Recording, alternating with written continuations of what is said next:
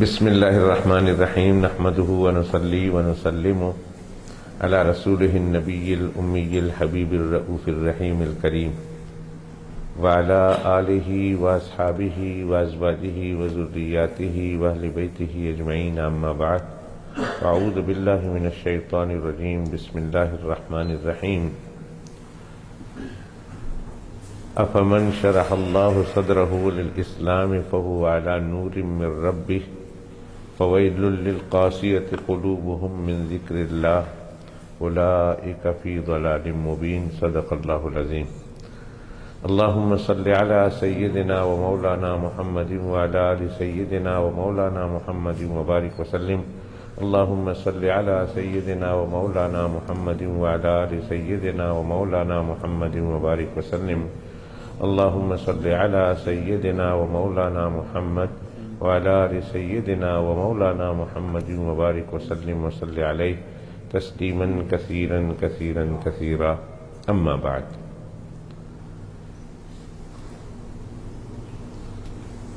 گزشتہ کئی ہفتوں سے ایک مضمون تسلسل کے ساتھ چلا آ رہا ہے اور اس کا اصل موضوع قلب ہے، دل۔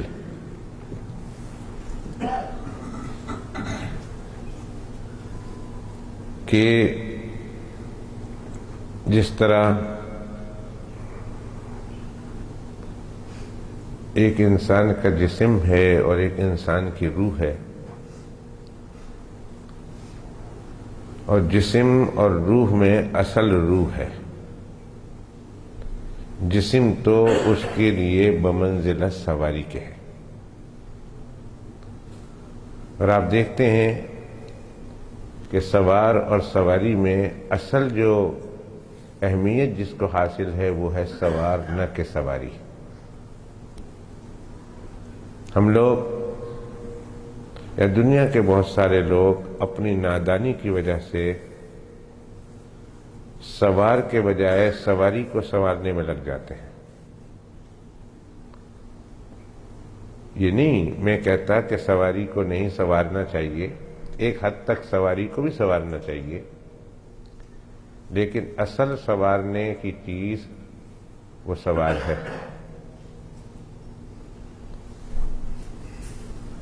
ہم نے اپنے نفس کو، اپنے جسم کو، اپنے روح اور اپنے قلب سے زیادہ سنوارا ہے اور سنوار رہے ہیں۔ جسم اللہ نے دیا ہے، اس کی بھی حفاظت کا حق ہے، اس کی بھی دیکھ بھال کا ہم کو حکم ہے۔ دو صحابی رضی اللہ تعالیٰ عنہ ایک گھر میں جمع ہوتے ہیں رات کے وقت۔ بڑا لمبا واقعہ ہے، میں تفصیل نہیں عرض کرتا۔ ایک صحابی رضی اللہ تعالیٰ عنہ کی ان کے ساتھ ان کی شادی ہو گئی، تو انہوں نے اپنے دوست کی بیوی سے پوچھا کہ کیسے ان کے دن کیسے گزرتے ہیں، یہ آپ کے ساتھ کیسے رہ رہے ہیں؟ کہہ رہے بہت اچھے ہیں، سارا دن روزہ رکھتے ہیں، ساری رات عبادت کرتے ہیں۔ وہ سمجھ گئے کہ یہ ایک اچھے انداز میں اپنے شوہر پر چوٹ کر رہی ہے کہ سارا دن روزہ رکھنا اور ساری رات عبادت میں کھڑا رہنا سننے کو تو بہت اچھی ہے، لیکن اس میں ایک طرح کی شکایت کر دی کہ یہ میرے حقوق کا خیال نہیں رکھتے۔ کہا کوئی بات نہیں۔ جب رات ہوئی تو یہ دوست اپنے دوست کے یہاں کسی بہانے سے سونے کے لیے چلے گئے، اور انہوں نے اپنا بستر اپنے دوست کے بستر کے ساتھ لگا دیا اور پریٹینڈ کرنے لگے تاکہ ان کو میرے رات کے حالات کا پتہ نہ چلے کہ میں رات کو کیا کرتا ہوں۔ جا کے بستر پر سر رکھ دیا۔ یہ تو آئے تھے اپنے دوست کی اصلاح کرنے کے لیے، دیکھنے کے لیے، انہوں نے بھی بستر پہ سر رکھا اور آنکھیں نوٹ لی۔ جب انہوں نے یہ محسوس کیا ان کے دوست نے کہ یہ سو گئے ہیں تو اٹھے تاکہ میں اپنے معمولات پورے کروں. جیسے ہی اٹھ کر بیٹھنے لگی اور بیٹھ کر اٹھنے لگے تو یہ کروٹ بدلی اور انہوں نے بھی اس کا ہاتھ پکڑ لیا. سو کہاں جا رہے ہو؟ سو جاؤ. سلا دیا ان کو. سلا دینے کے بعد کچھ دیر کے بعد پھر وہ جانے لگے, پھر پکڑ کے ہاتھ پکڑ کے بیٹھا دیا, کہا سو رہو سو رہو سو رہو, یہاں تک کہ رات کے آخری پہر میں جب تیسرا ثلث باقی رہ گیا فرمانے لگے اچھا آپ بھی اٹھے میں بھی اٹھتا ہوں. اٹھے, نماز پڑھی, دعا مانگی, روئے دھوئے, گڑ گڑائے, تسبیح ذکر اذکار کیا, اور پھر اس کے بعد ابھی تھوڑا سا وقت باقی تھا مسجد نبوی شریف میں جانے کے لیے. ایک لمبا چوڑا خطبہ انہوں نے دے دیا اپنے دوست کو. کہا کہ یہ کیا کر رہے ہو آپ؟ اللہ نے آپ کو بدن دیا ہے تو بدن کا بھی ایک حق ہے. ان لجسدک علیک حقا, اور اللہ نے آپ کو بیوی دی ہے تو بیوی کا بھی حق ہے. ان لزوجک علیک حقا, اگر آپ کے یہاں مہمان آ جائیں تو مہمان کا بھی حق ہے. ان لضیفک علیک حقا. اور اس طرح انہوں نے ایک اچھا بڑا لیکچر جاڑا اور انہوں نے کہا کہ جو کچھ آپ کر رہے ہیں, جو کچھ میں نے آپ کے بارے میں سنا وہ صحیح نہیں ہے. ہر چیز کا حق ہے, اس کے حق کو ادا کرو. جب صبح ہوئی جناب رسول اللہ صلی اللہ علیہ وسلم کی خدمت میں حاضری ہوئی اور دونوں نے اللہ کے پیغمبر علیہ الصلاۃ والسلام کے سامنے جا کر رات کی کارگزاری بیان کی. اللہ کے پیغمبر علیہ الصلاۃ والسلام نے دوسرے صحابی کی تصدیق کی, فرمایا تم نے بہت اچھا کیا اور ہونا ہی ایسے چاہیے. ہر چیز کا حق ہے, ہر چیز کا حق ادا کرو.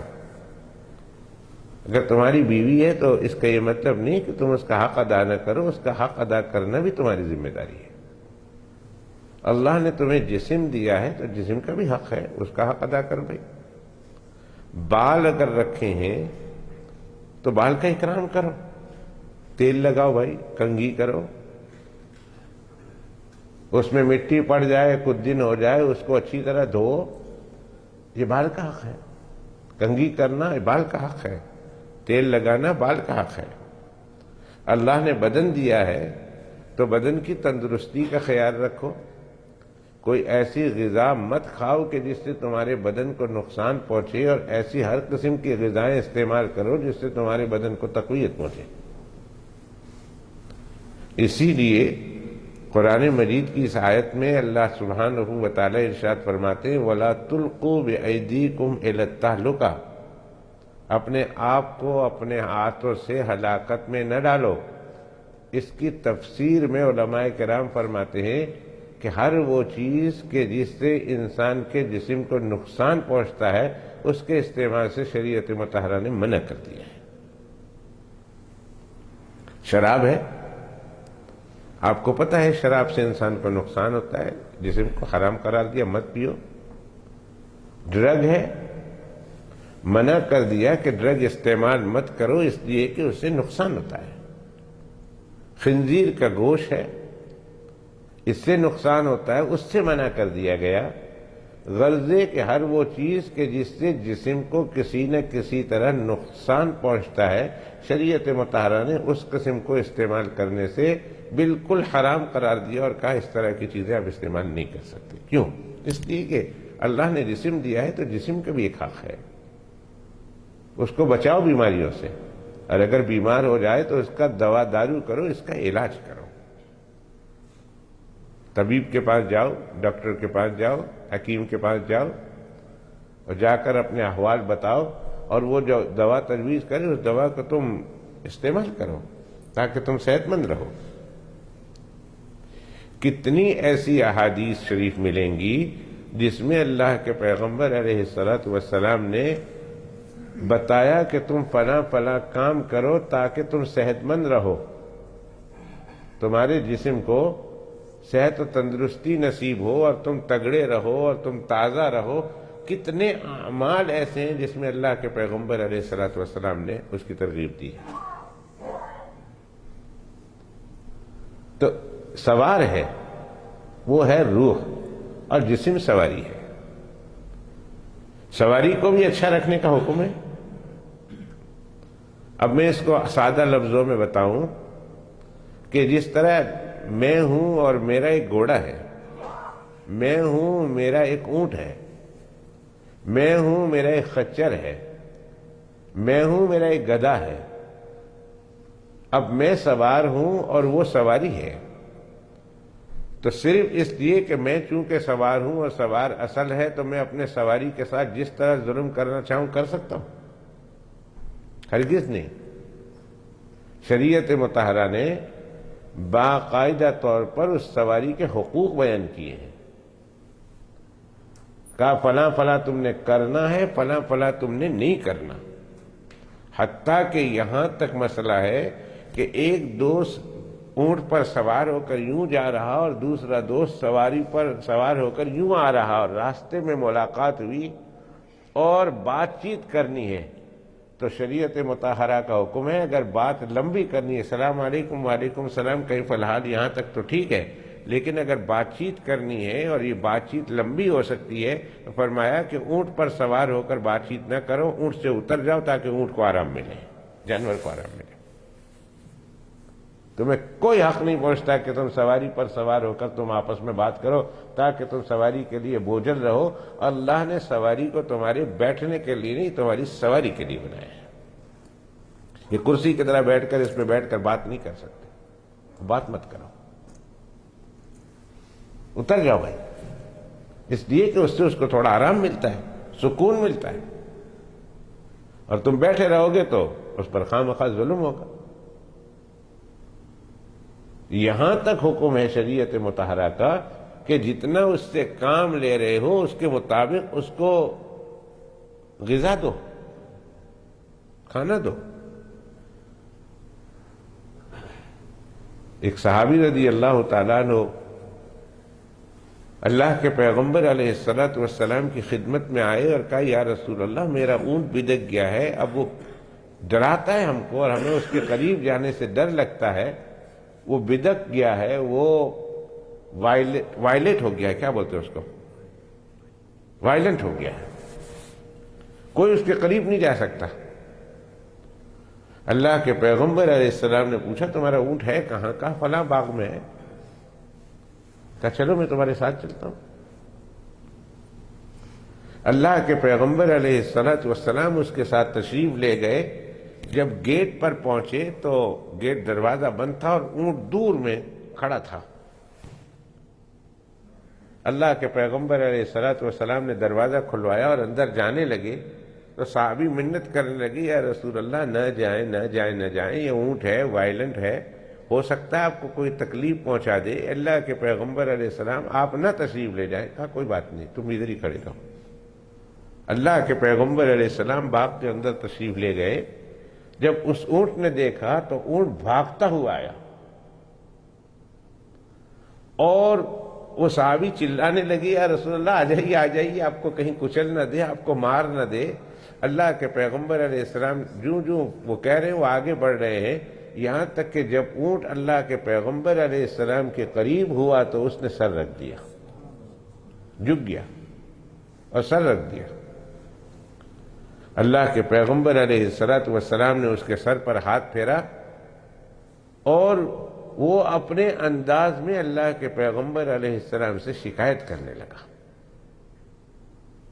وہ اپنے انداز میں. تھوڑی دیر کے بعد اللہ کے پیغمبر علیہ السلام نے رسی منگوائی، کہا رسی لاؤ. اسے نکیل ڈالی اور اللہ کے پیغمبر علیہ الصلوۃ والسلام نے صحابی کو بلا کر اس کے ہاتھ میں وہ نکیل دی اور کہا اس نکیل کو لیجئے. کہا یہ اونٹ شکایت کر رہا ہے کہ میرا مالک مجھ سے میری قوت اور طاقت سے زیادہ کام تو لیتا ہے لیکن مجھے کھانا برابر نہیں دیتا. کام تو برابر لیتا ہے بلکہ طاقت سے زیادہ کام لیتا ہے لیکن مجھے کھانا برابر نہیں دے رہا. فرمایا یا تو اس کو جتنا کام لیتا ہے اتنا کھانا دے، ایسے آزاد کر دے. کیا ضرورت ہے اس اونٹ پر ظلم کرنے کی؟ تمہیں اللہ نے اجازت نہیں دی ہے۔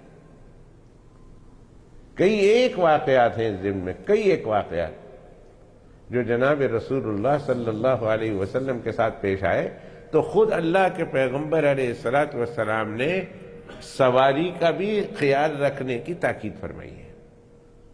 تو ایک ہمارا جسم ہے اور ایک ہماری روح ہے، اور روح بادشاہ ہے، اور ہمارا جسم اس کی سواری ہے۔ تو جسم کو بھی سنوارنے کا، اس کو بھی اچھا رکھنے کا ہمیں حکم دیا گیا ہے، تاکید کی گئی ہے کہ اس کو اچھا رکھو۔ یہاں تک بتایا اللہ کے پیغمبر علیہ الصلوۃ والسلام نے کہ اس جسم کو، اس کا اتنا خیال رکھو، اتنا خیال رکھو کہ اس یہ اگر یہ میلا کچیلا ہو جائے تو تم غسل کرو۔ ہفتے میں ایک دن کم از کم ایک دن ہفتے میں غسل کرنے کا حکم ہے، کم از کم۔ 3 طرح کی حدیث ملتی ہے حدیث پاک کی کتابوں میں۔ فرمایا کہ ایک جمعہ کے نماز سے پہلے، جمعہ کے دن جمعہ کی نماز سے پہلے غسل کرو، ایک۔ دوسری حدیث ملتی ہے مطلقاً جمعہ کے دن غسل کرو، چاہے جمعہ سے پہلے ہو یا جمعہ کے بعد ہو۔ اور تیسری حدیث ملتی ہے کہ ہفتے میں ایک دن غسل کرو۔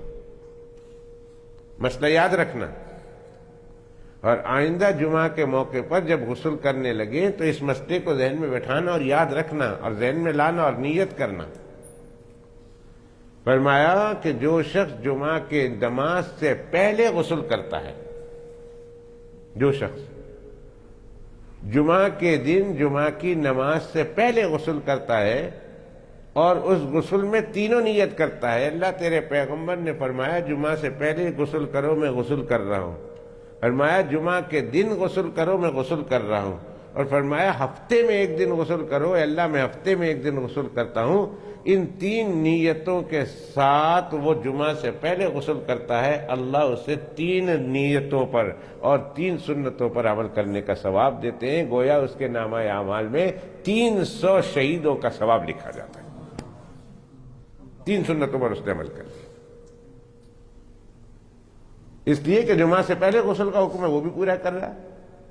اور کہا جمعہ سے پہلے، جمعہ کے دن کرو تو وہ جمعہ کے دن ہی کر رہا، اور کہا ہفتے میں ایک دن کرو تو میں ہفتے میں ایک دن کر رہا ہوں۔ گویا 3 سنتوں کا ثواب ملا، اور گویا ایک غسل کرنے میں اسے 3 سنت اور 1 سنت پر اللہ 100 شہیدوں کا ثواب دیتے ہیں، گویا اسے 300 شہیدوں کا ثواب ملا۔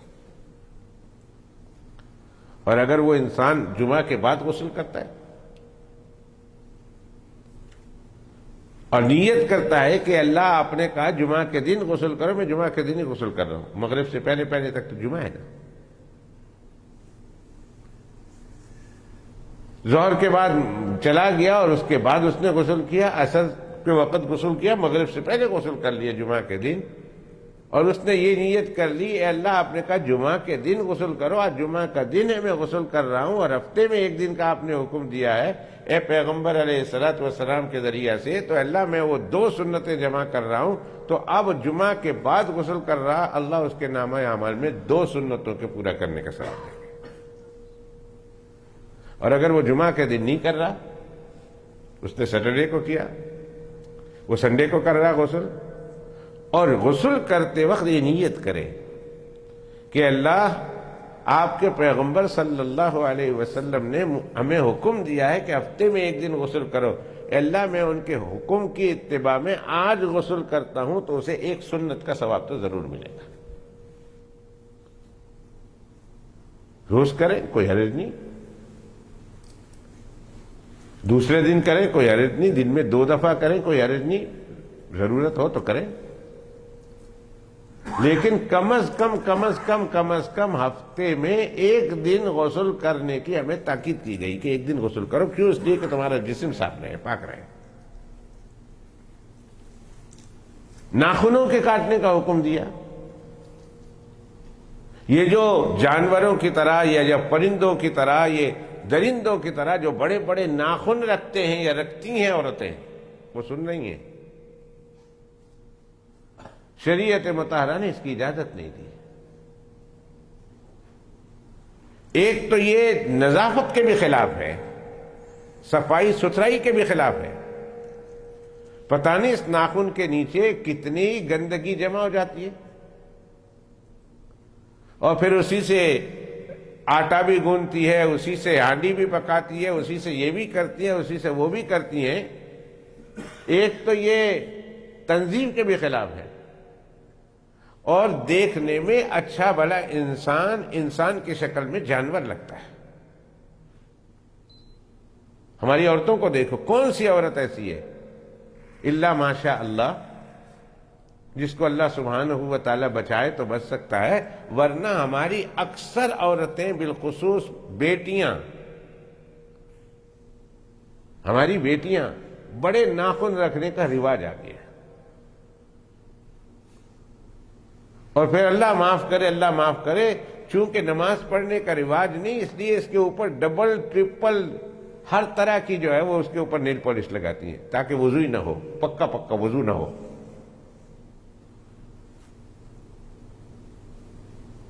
اور ناخن دیکھو تو اتنے بڑے بڑے، شریعت مطہرہ نے حکم دیا کہ ناخنوں کو کاٹو، اور ناخنوں کو کم از کم ہفتے میں نہیں تو 2 ہفتے میں، ورنہ کم از کم 3-4 ہفتے میں تو ناخن بڑے ہو جائیں تو اسے کاٹ دینا چاہیے۔ چند لوگوں کو اس کی اجازت ہے، جیسے سفر میں ہے، جیسے مجاہدین ہیں، لڑائی کے موقع پر جا رہے، بڑے ناخن کی ضرورت ہے، کسی کو دشمن قریب آیا تو منہ ہی نوچ لو بھائی، اس کو زخمی کر دو، اس کی تو اجازت ہے۔ لیکن دوسرے لوگوں کو ناخن بڑے رکھنے کی اجازت نہیں، حکم ہے کہ ناخن کاٹ لو۔ کیوں؟ ناخن کا تعلق انسان کے جسم کے ساتھ ہے، اور اصل تو روح ہے۔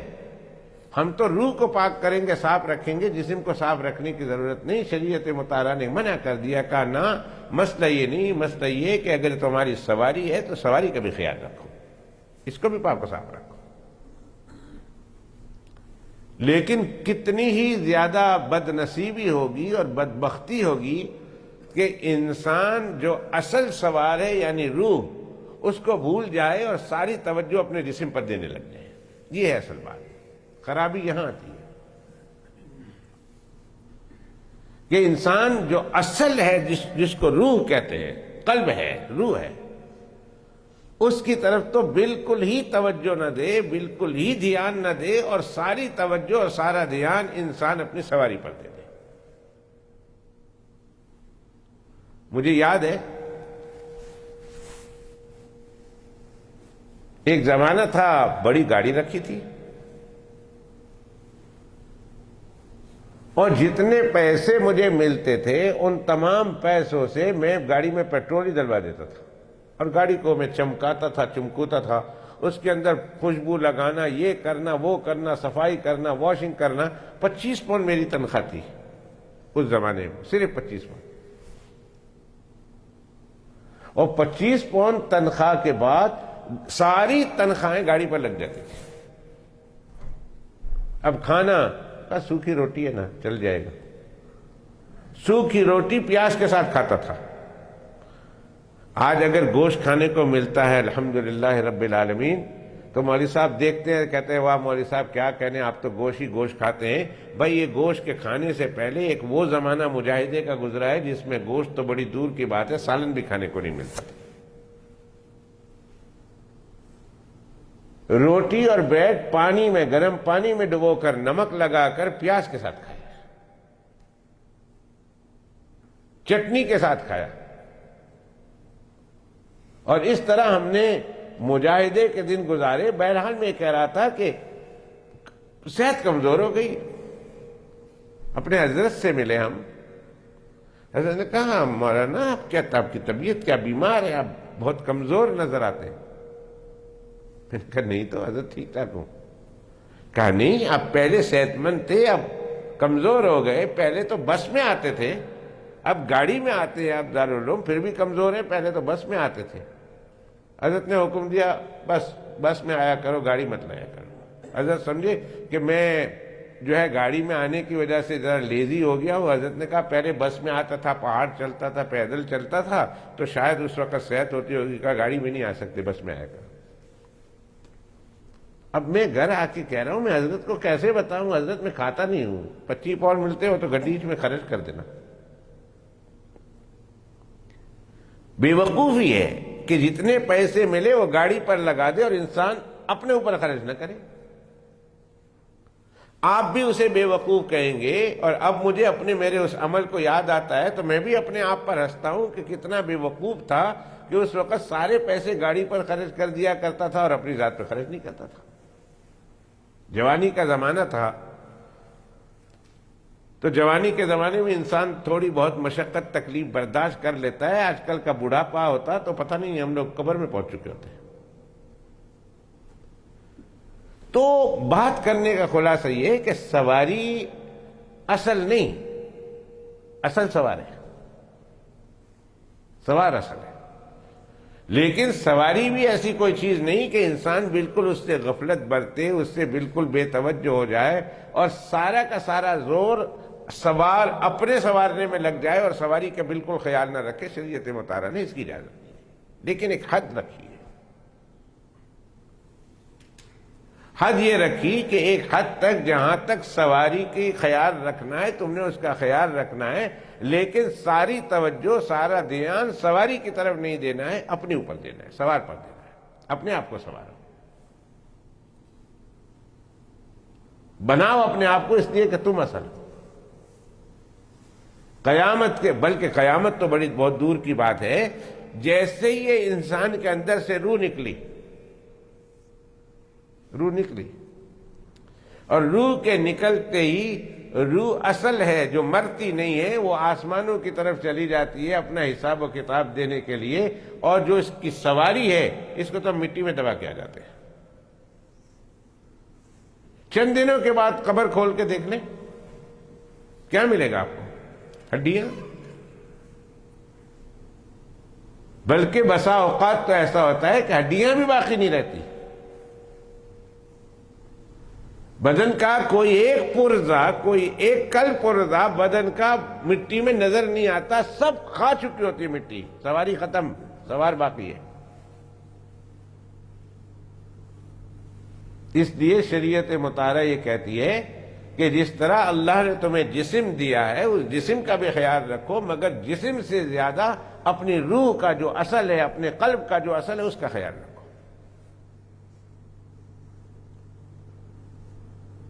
اور اس کی طرف توجہ دو، انہیں ان کاموں سے بچاؤ کہ جس سے روح بیمار ہو جاتی ہے، انہیں وہ غذا دو جس سے روح تگڑی ہوتی ہے، تقویت ہوتی ہے۔ گزشتہ ہفتے کی مجلس میں آپ حضرات سے میں نے وعدہ کیا تھا، اور میں نے اس وعدے کو ایک حد تک پورا بھی کیا، لکھا بھی میں نے۔ پوری 43 وہ بیماریاں کہ جو قلب کو لگتی ہیں، جو روح کو لگتی ہیں، میں نے لکھ بھی دی، اور صرف پیپر لانا بھول گیا۔ جلدی میں نکل آیا اور پیپر لانا بھول گیا، بالکل میرے ٹیبل پر پڑی ہوئی ہیں وہ 43 بیماری امام غزالی رحمۃ اللہ علیہ کے بقول۔ اور صرف یہ 43 بیماری پر جسم کا قلب کی بیماری موقوف نہیں ہے، یہ بڑی بڑی بیماریاں ہیں، ان بیماریوں کے لگ جانے کی وجہ سے اور بھی کئی بیماریاں روح کے اندر پیدا ہو جاتی ہیں۔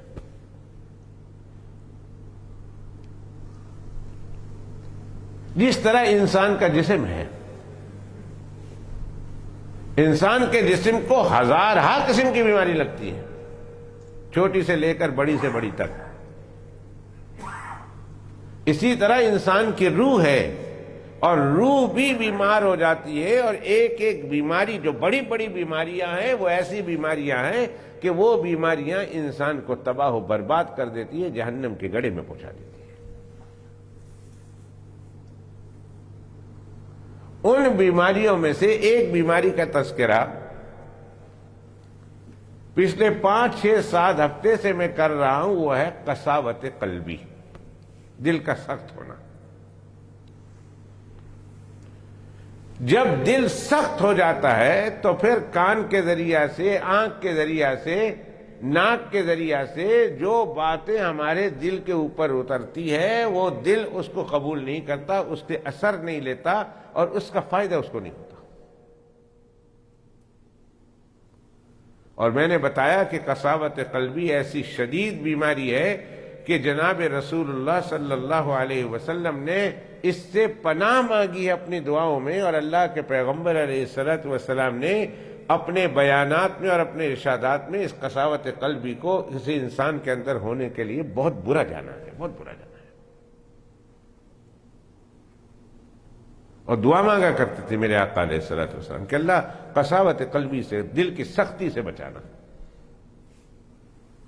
فویل للقاسیۃ قلوبہم من ذکر اللہ اولئک فی ضلال مبین۔ اللہ قرآن مجید کے 23ویں سپارے کے آخری رکوع میں ارشاد فرماتے ہیں افمن شرح اللہ صدرہ للاسلام فہو علی نور من ربہ فویل للقاسیۃ قلوبہم من ذکر اللہ۔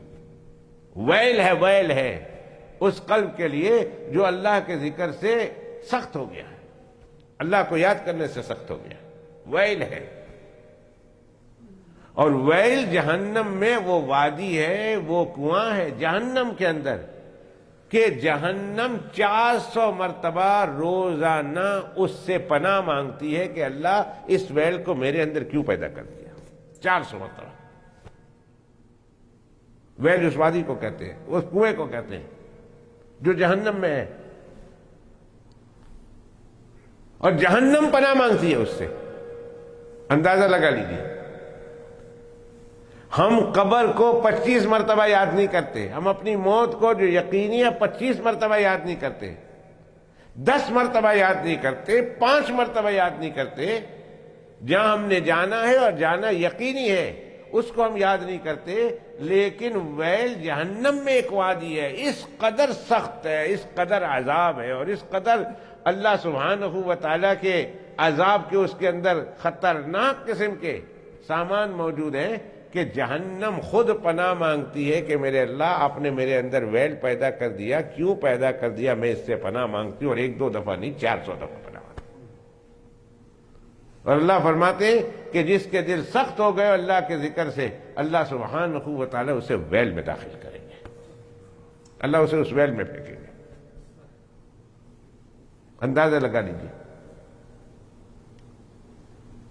اب سوال اس دن میں نے یہاں ریز کیا تھا اور یہاں بات ختم کر دی تھی، وہ یہ ہے کہ دل ہمارے سخت کیوں ہوتے ہیں،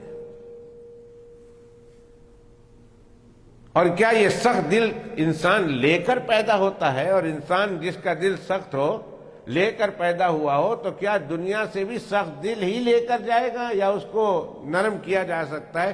کیا یہ وہ بیماری ہے کہ اس بیماری کا کوئی علاج نہیں، یا یہ وہ بیماری ہے جس کا علاج ہے؟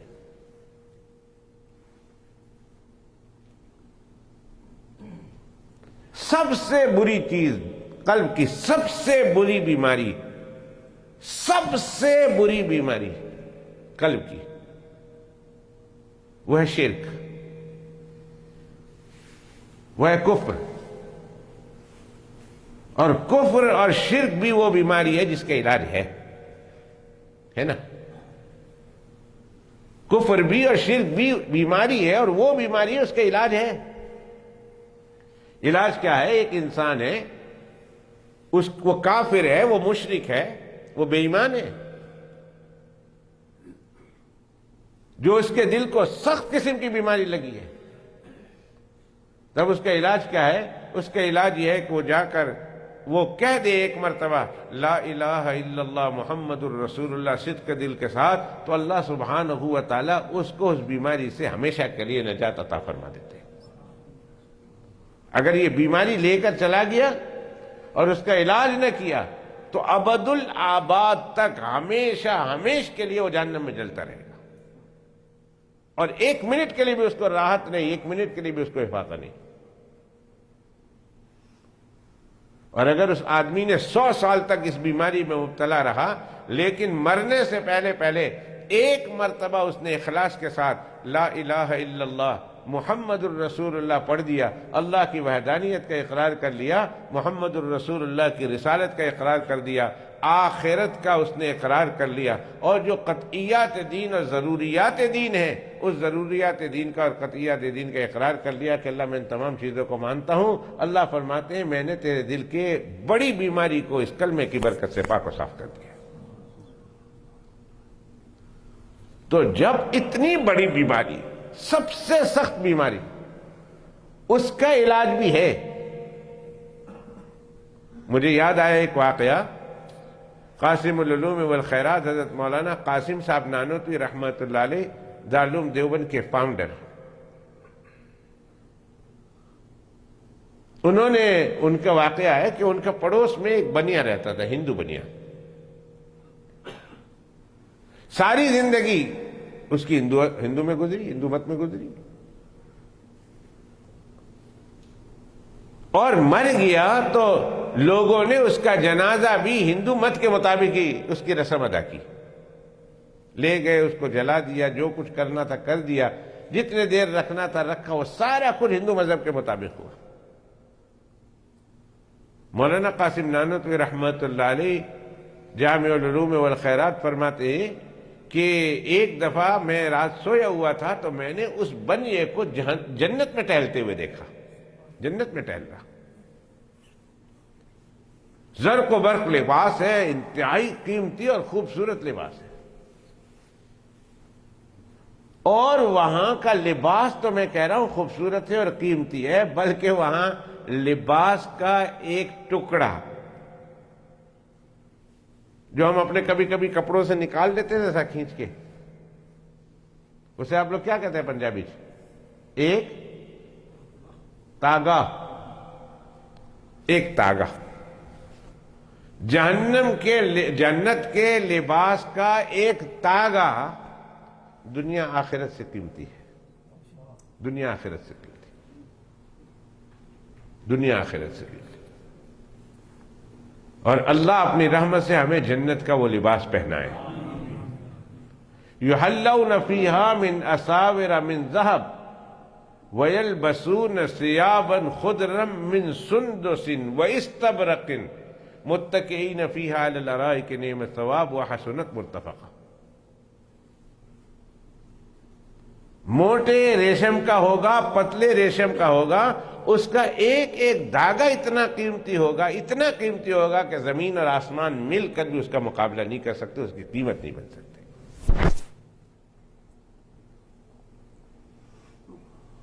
اگر اجازت ہو تو میں آپ کے ذہن میں ایک اور حدیث پاک آتی ہے وہ سنا دوں۔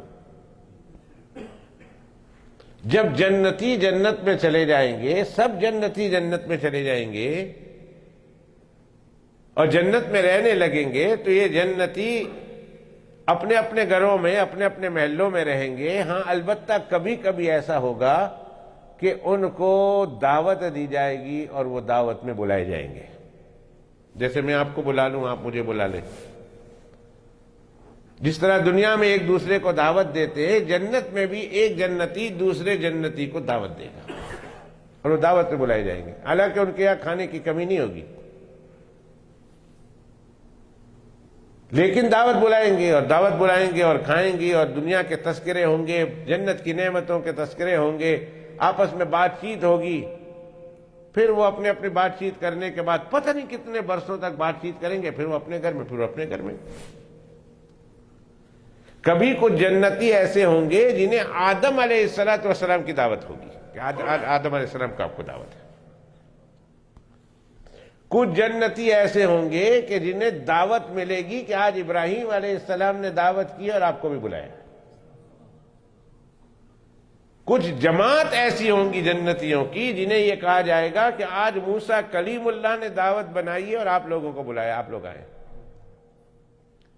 اور کچھ جنتی ایسے ہوں گے کہ جن کو یہ کہا جائے گا کہ آج عیسیٰ روح اللہ نے دعوت کی ہے اور انہوں نے آپ کا نام بھیجا ہے، آپ ان کی دعوت میں تشریف لے جائیں گے۔ اور اللہ میرے آپ کی قسمت کو جگا دے، اللہ ہمیں ان لوگوں میں بنا دے کہ جنہیں یہ اعلان ہوگا کہ آج تم لوگوں کو جناب رسول اللہ صلی اللہ علیہ وسلم نے اپنے دسترخوان پہ بلایا، آ جاؤ بھائی۔ اللہ نے تمہیں دسترخوان پر اللہ کے پیغمبر نے دسترخوان پہ بلایا ہے، لہذا آ جاؤ بھائی۔ آج اللہ کے پیغمبر علیہ السلام کی دعوت ہے، اور اس طرح دعوتیں چلتی رہیں گی، اور اللہ ہمیں ہر پیغمبروں کی دعوت میں اللہ ہمیں شرکت نصیب فرمائے۔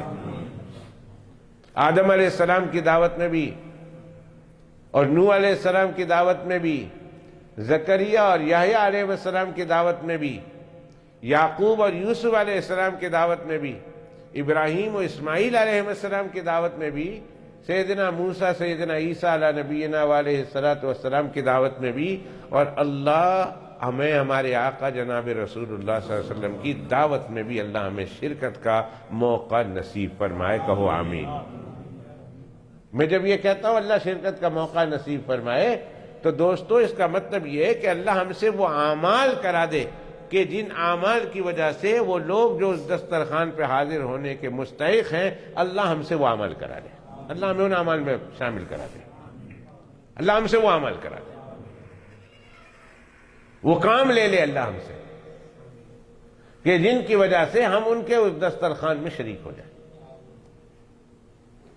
اور حدیث شریف میں اس سے بڑھ کر آیا ہے کہ اللہ سبحانہ و تعالی اعلان فرمائیں گے کہ فرشتوں جاؤ اور جا کر سارے جنتیوں سے کہو آج تم نے اپنے اپنی جنت میں نہیں کھانا، آج اللہ نے تمہاری دعوت رکھی ہے، لہذا تم آ جاؤ۔ آج اللہ نے تمہاری دعوت رکھی ہے، آج تم نے جنت میں نہیں کھانا، وہ بھی اللہ کا ہے۔ جنت میں جو ملے گا ہم کو وہ بھی اللہ سبحانہ و تعالیٰ کی دعوت ہوگی، لیکن آج اللہ سبحانہ و تعالیٰ نے براہ راست تمہیں بلایا ہے، خود دعوت دے رہے، لہذا صرف جنت کے مردوں کو دعوت ہے، عورتوں کو نہیں۔ عورتیں نہیں آئیں گی، صرف مردوں کو دعوت ہے۔ اللہ ہمیں ان لوگوں میں بنا دے۔ کیا شاندار ہوگی وہ دن، کیسا شاندار ہوگا، وہ سما کتنا بلند و بالا ہوگا، ہمارے قسمت کتنی نازاں ہوگی کہ اللہ بلا رہے ہیں اور سارے جنتی اپنے اپنے جنت سے نکل کر اللہ کی دعوت میں جا رہے ہوں گے۔ اللہ سبحانہ و تعالی جبرائیل علیہ السلام سے کہیں گے سارے آ گئے، جبرائیل علیہ السلام کہیں گے سارے جنتی آ گئے، فرمایا بس شروع کرو، سب آ گئے تو ان کو شروع کرو۔ اے اللہ کیا شروع کریں، کیسے شروع کریں؟ اللہ فرمائیں گے سب سے پہلے فقہوہم۔ اگر یاد رکھ سکتے ہو تو یاد رکھو، اللہ فرمائیں گے فقہوہم، اے جبرائیل فرشتوں سے کہو میرے مہمان آئے ہوئے ہیں، میری مہمانی میں آئے ہوئے ہیں، میں میزبان ہوں، یہ مہمان ہے، لہذا ان کو کھانا کھلاؤ، اور کھانا کھلانے کی ابتدا پھل فروٹ سے کرو، پھل فروٹ سے۔ پھل لائے جائیں گے جنت کے، دنیا میں دیکھنے کے لیے دنیا جیسے ہوں گے، لیکن وہ دنیا کے پھل کے مزے نہیں ہوں گے، ہر لقمے پر اللہ سبحانہ و تعالی اس کا مزہ تبدیل فرمائیں گے۔ ہم نے مبروم دیکھی ہے نا، مبروم دیکھی ہوگی آپ نے۔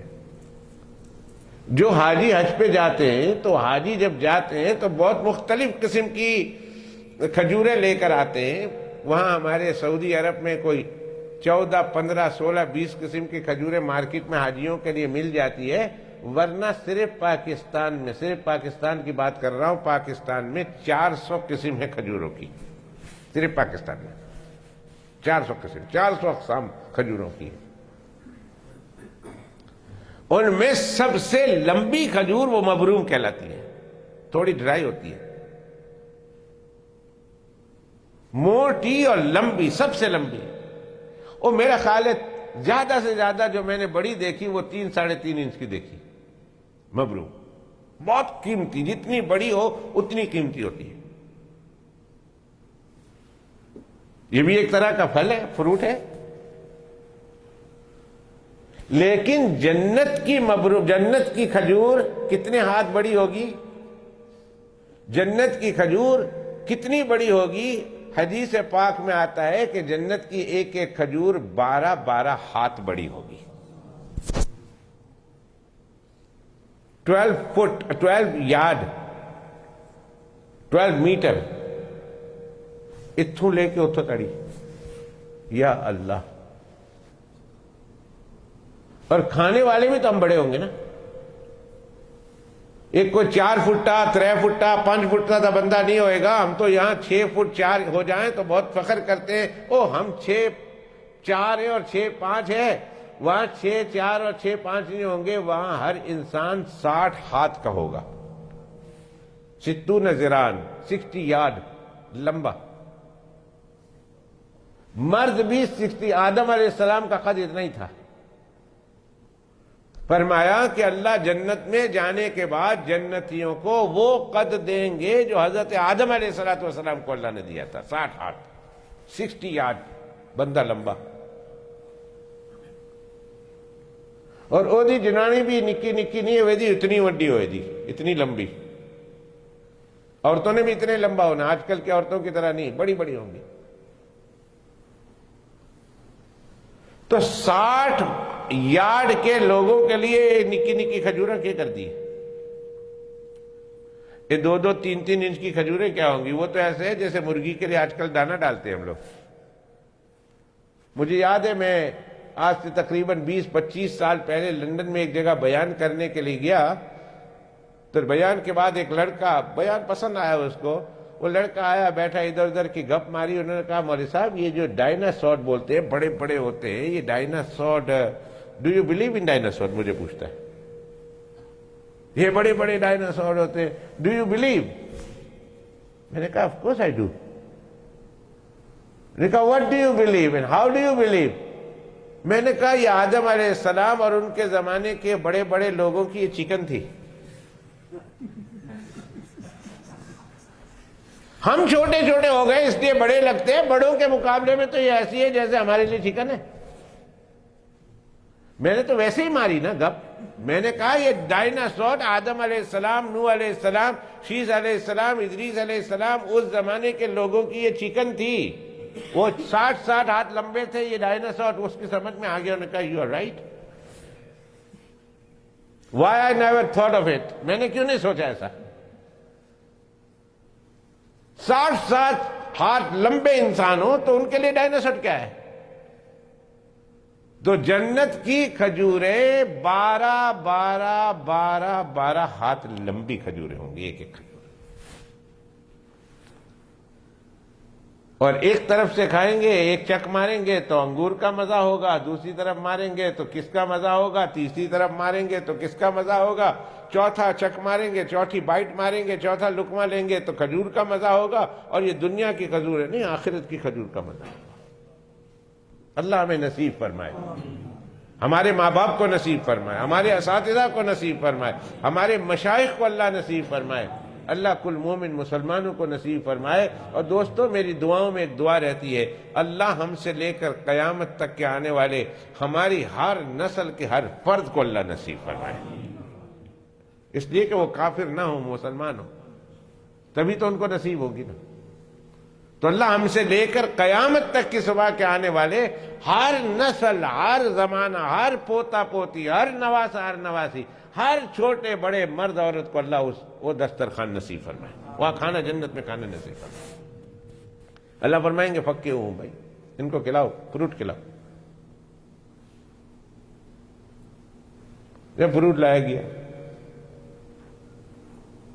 کھا رہے ہیں فروٹ کھا رہے ہیں, فرشتوں سے کہیں گے یہ تو ابھی کھا چکے. انہوں نے کہا وہ وکری چیز, یہ دوسری چیز ہے, یہ کھاؤ. ابھی تو یہ کھا چکے, دیکھنے میں ایک جیسا ہے مگر مزہ ایک جیسا نہیں, تم کھا کے تو دیکھو. کھائیں گے کھائیں گے کھائیں گے کھائیں گے کھائیں گے کھائیں گے, پیٹ بھر جائے گا ان کا. اسی تو اتنے کہنے جی اتنے تاڑی آ گیا ان کی کھائیے. اچھی اچھی چیز بعد میں آپ لائے ہو, کھا نہیں سکتے اس واسطے کہ کھانا ادھر تک پہنچ گیا. وہ کھائیں گے کھائیں گے کھائیں گے, اور ایک ڈکار آئے گی, اور ایک ڈکار آنے کے بعد خوشبو پھیل جائے گی اور سارا کھانا ہضم ہو جائے گا. ایک ڈکار, خوشبو والی ڈکار. پسینہ نکلے گا, پسینے میں خوشبو ہوگی اور سارا کھانا ہضم.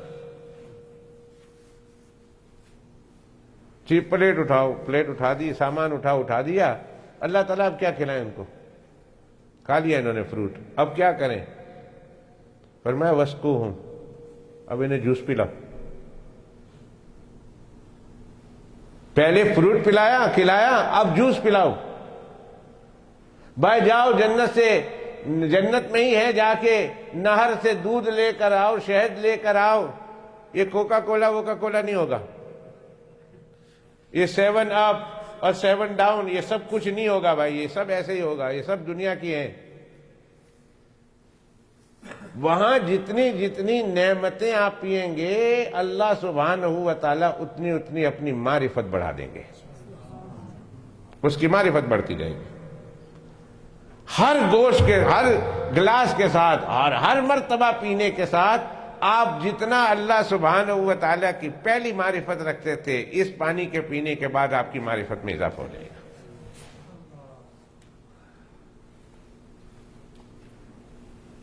یا جوس پی رہے ہیں جی، یہاں بھی ہم لوگوں کو کتنے طرح کے جوس سامنے لا کر رکھتے ہیں، یہ انار کا ہے، یہ پومیگرینٹ ہے، یہ بیٹ روٹ ہے، یہ کوکا کولا ہے، یہ پیپسی ہے، یہ 7 اپ ہے، یہ فانٹا ہے، یہ ملک شیک ہے، اور یہ آم کا جوس ہے، اور یہ فیزی ہے، اور یہ نان فیزی ہے۔ اوہو، جنت میں اللہ سبحانہ و تعالیٰ فرشتوں سے کہیں گے اب باری آ گئی ہے، لے آؤ جو کچھ ہے اور سب کچھ ان کو پلاؤ، پئیں گے۔ پھر اللہ سبحانہ و تعالیٰ جب یہ سلسلہ بھی ختم ہوگا، ابھی اللہ کی دعوت چل رہی ہے، اللہ فرمائیں گے، فرشتے پوچھیں گے جبرائیل علیہ السلام، اے اللہ اب کیا؟ اب کیا؟ فرمایا اب اصل ڈش لے آؤ، اصل کھانا۔ یہ تو فروٹ کھایا نا، یہ تو جوس پیا نا، اب اصل کھانا لے آؤ۔ اصل کھانا لایا جائے گا، اصل کھانا کھلاؤ۔ جنتی اصل کھانا کھائیں گے، کھائیں گے، کھائیں گے، کھائیں گے، کھائیں گے، کھا لیں گے، پیٹ بھر جائے گا، وہ کہیں بس، وہ کہیں اور کہنے بس ہو گیا۔ اللہ سب کچھ کھا لیا، اب کیا دینا ہے ان کو؟ فرمایا البسوہم، پہلے ان کو فروٹ کھلایا، پھر جوس پلایا، پھر کھانا کھلایا، اب یہ کھا لیا ہے، پیٹ بھر گیا ہے، اب البسوہم، جاؤ بھائی میں نے ان کے لیے کپڑے تیار کر رکھے ہیں، ایک ایک کپڑا لا کر ایک ایک کے ہاتھ میں دے دو، ہر ایک کو گفٹ میں کپڑا دے دو، جوڑا دے دو، اور اس کے اوپر لکھا ہوگا، اس کے اوپر لکھا ہوگا، اس کپڑے کے اوپر ٹیگ لگا ہوگا۔ ہمارے اوپر گوچی لکھا ہوتا ہے، بربری لکھا ہوتا ہے ہمارے اوپر، اور پتہ نہیں بڑے بڑے ناموں کے ساتھ لکھے ہوئے ہوتے ہیں نا، اس کے اوپر وہ نہیں لکھا ہوگا، اس کے اوپر لکھا ہوگا من الرحمن الی عباد الرحمن۔ لوگوں یہ کپڑا رحمان کی طرف سے ہے، اس کے بندے رحمان کے بندوں کے لیے۔ کیا لفظ ہے حدیث شریف میں، من الرحمن الی عباد الرحمن۔ آج رحمت کرنے والے نے رحمت کی انتہا کر دی ہے، کہہ رہا ہے رحمان دے رہا، اور کس کو دے رہا؟ رحمان کے بندوں کو دے رہا۔ قسم اللہ کی، صرف یہ جملہ اللہ کی طرف سے کہہ دیا جائے، من الرحمن الی عباد الرحمن، یہ جملہ اتنا تھا کہ ہماری روح عرش معلیٰ تک پہنچ جاتی۔ یہ جائے کہ اللہ سبحانہ و تعالیٰ اس کپڑے کو لپیٹ لپوٹ کر ہر ایک کے اوپر ٹیگ لگا کر اللہ دیں گے کہ ہر ایک کو یہ دے دو، اور اس کو کہہ دو یہ تحفہ ہے من الرحمن الی عباد الرحمن۔ اس کا ایک دھاگا، اس کپڑے کا ایک دھاگا، پورا کپڑا نہیں، ایک دھاگا، اور کپڑا بھی یہ 4 فٹ والا نہیں، 5 فٹ والا نہیں، اللہ کو پتا ہے یہ 60 فٹ کے ہیں، 60 فٹ کے بندے ہیں، 60 گز کے یارڈ کے بندے ہیں، تو اللہ سبحانہ و تعالیٰ کپڑا بھی اتنے دیں گے جڑا پورا آ جائے۔ اتنے تو کدے کدے دے دیں جی، کرتا بن گیا تو ازار دی خیر نہیں، ازار بن گئی تو کرتے دی خیر نہیں، اور دونوں جوڑا بن گیا تو پھر اوپر سے واسکوٹی بنا سکتے، کوئی زیادہ دے دیا تو یہ اللہ فرمائیں گے یہ 60 ہاتھ کے انسان ہیں، ان کے لیے ان کے قد کے حساب سے ان کو کپڑا دے دو۔ جنت کا کپڑا ایک ایک کو دیا جائے گا، اور پھر کہا جائے گا پھر اللہ ہو گیا کپڑے دے دیا ہوں جا سکتے نے؟ کہا نہ علی کتھے، شاید ان کا جی تو بھر گیا ہوگا پر میرا جی نہیں بھرا، ان کا لیتے جی بھر گیا، میرا دیتے جی نہیں بھرا، میں دینا چاہتا ہوں۔ شاید یہ خوش ہو جائیں گے، کھلا دیا پلا دیا، فروٹ کھلایا، جوس پلایا، کھانا کھلایا، کپڑے دے دیے، یہ خوش ہو گئے پر میں خوش نہیں ہوا، ابھی میرا جی نہیں بھرا۔ اللہ اب کیا دینا ہے ان کو؟ فرمایا اتروہم، اتروہم، لاؤ ان کے لیے جنت کی خوشبوئیں لے آؤ، اور ہر انسان کو اس کی معرفت کی بقدر اللہ سبحانہ و تعالی انہیں عطر دیں گے۔ ہر انسان کا درجہ الگ ہوگا نا جنت میں۔ آج تو سب دسترخوان پر بیٹھے ہوئے ہیں اللہ کے، لیکن اللہ کو پتا ہے کس کا کیا درجہ، کس کا کیا درجہ، کس کا کیا درجہ، وہ تو لے کر آئیں گے، اور ہر انسان اللہ کی معرفت کی بقدر اس میں سے اپنے لیے انتخاب کرے گا۔ اور ایک بات اور بتا دوں وسیم صاحب، آپ کے لیے ایک بات بتا دوں، اور بہت خوبصورت بات ہے۔ فرمایا سب سے زیادہ جو معرفت رکھنے والا ہوگا نا اللہ کی، کل قیامت کے دن اللہ کی سب سے زیادہ معرفت رکھنے والا ہوگا، وہ کون سا عطر لے گا اور اس کو کون سا عطر دیا جائے گا؟ حدیث شریف میں وہ بھی بتایا گیا ہے، اور وہ ہے عود۔ عود، عود آج دنیا میں بھی عود لینے، ایک تولہ، ایک بوتل، ذرا بڑی بوتل ہو تو 1,00,000 ریال کی، 1,00,000 ریال کی، 1,00,000 ریال کی، اتنی قیمتی عود، پیور عود۔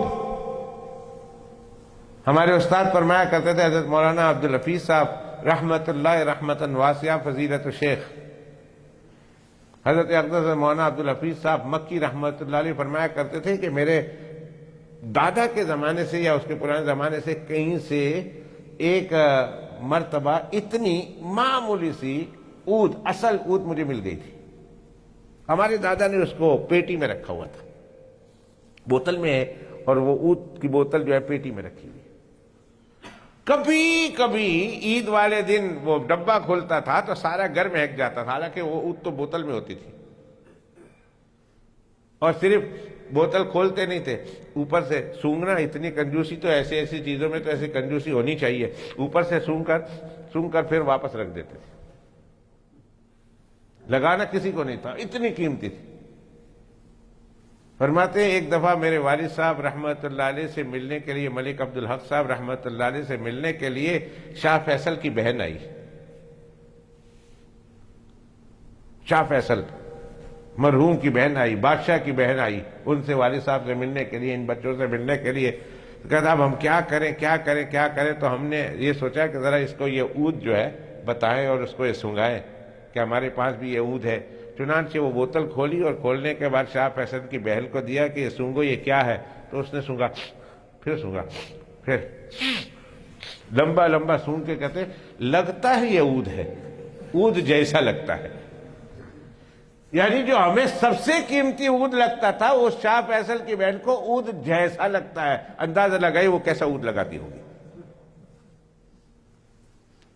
اور جب دنیا کے عود کا یہ عالم ہے اتنا قیمتی، تو جنت کی عود کا کیا عالم ہوگا؟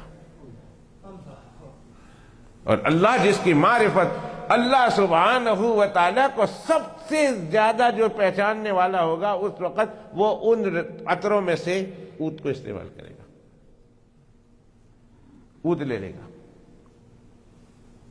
اللہ تعالیٰ عود بھی دے دیا، ان جا سکتے نے، اللہ فرماتے نہیں، علی نہیں، اب کیا دیں؟ فروٹ بھی کھلا دیا، جوس بھی پلا دیا، کھانا بھی کھلا دیا، کپڑے بھی دے دیے، ساتھ عطر بھی دے دیا، اور بوتل نہیں ملے گی عطر کی۔ یہ مت سمجھنا کہ چھوٹی چھوٹی بوتل ملے گی جنت کی عطروں کی، اللہ سبحانہ و تعالیٰ بڑے بڑے ڈرم دیں گے، بڑے بڑے ڈرم، چھوٹا موٹا عطر نہیں، وہ تو صرف کان تے لایا تو ختم ہو جائے گا نا، وہ تو اتنی بوتل ہے تو 60 بندہ 60 فٹ دا 60 ہاتھ دا ادھر کان پہ لگایا تو ختم، تو بدن پہ کیسے لگائے گا؟ تو اللہ تعالیٰ نے اور دینا ہے، وہ ڈرم کے ڈرم دیں گے۔ اللہ آپ کیا دیں؟ کہ ان سے پوچھو اور کیا چاہیے، ان سے پوچھو کیا چاہیے، کیا چاہیے انہیں؟ تو حضرت جبرائیل علیہ السلام اور سارے فرشتے مومنوں سے کہیں گے اللہ کچھ اور دینا چاہتے ہیں۔ اللہ پوچھتے ہیں بتاؤ تمہیں کیا چاہیے؟ وہ کہتے ہیں ذرا ٹھہر جاؤ، ہم اپنے علماء سے مشورہ کر لیتے ہیں، ہم اپنے عالموں سے مشورہ کریں گے کہ اللہ سبحانہ و تعالیٰ کو دینے پر آئے ہیں تو اللہ سے کیا مانگے، ہم اللہ سے کیا مانگے؟ عالم دی اتھے بھی لوڑ پہ جانی ہے، عالموں سے جان چھڑانے والے مردوں عورتوں، اتھے بھی تہاڈی جان نہیں چھڑ دی تو اتھے بھی نہیں چھٹنی چاہیے۔ اس لیے عالم سے بنا کے رکھو، بگاڑ کے مت رکھو، بنا کے رکھو۔ عالموں کو گالی دینے والے، یہ بتاؤ تمہارے باپ کا نکاح کس نے پڑھایا تھا؟ عالموں سے بنا کے رکھو، بگاڑنے والوں یہ بتاؤ تمہارے باپ کا جنازہ کس نے پڑھایا تھا؟ عالموں سے نفرت کرنے والوں یہ بتاؤ جب تم پیدا ہوئے تھے تو تمہارے کان میں اذان کس نے دی تھی؟ اور عالموں اور حفاظ سے نفرت رکھنے والوں یہ بتاؤ تمہیں قرآن پڑھنا کس نے سکھایا تھا؟ تمہیں دین جتنا ہے اسے یاد کس نے سکھایا تھا؟ کس نے بتایا تھا؟ یہ دشمنوں کی سازش ہے کہ امت کو علماء سے کاٹ دو، جب امت علماء سے کٹ جائے گی تو بکھر جائے گی، بے دین ہو جائے گی،